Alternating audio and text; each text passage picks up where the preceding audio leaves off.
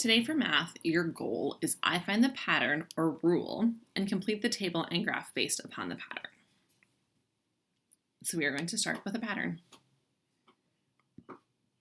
What do you see? What do you notice? What do you wonder?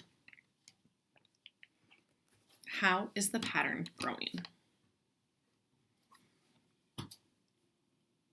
So if I look at this, I notice that in the first one, there is one square. In the second iteration of this pattern, there is an extra square attached on each side. So we added 4 more squares. And then here we added 4 more squares as well.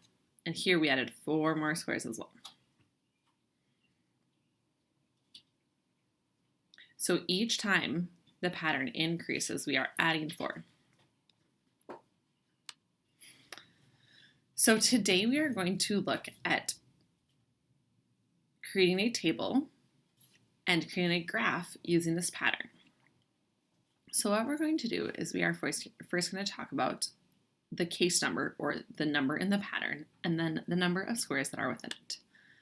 So when we are on our first case, right here, we have exactly 1 square.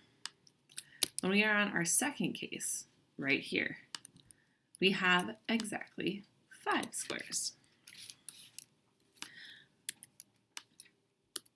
And then when we are on our third one, we have 9. So you can see all 9 squares there. Then when we are on our fourth one, we have 13.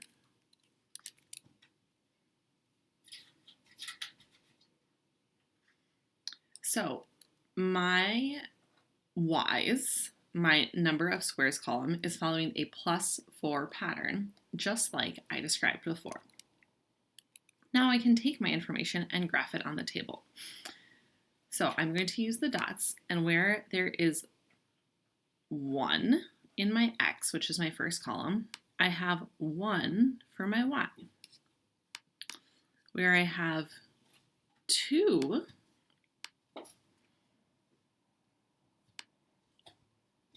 I am at 5. And then where I have 3, I am at 9.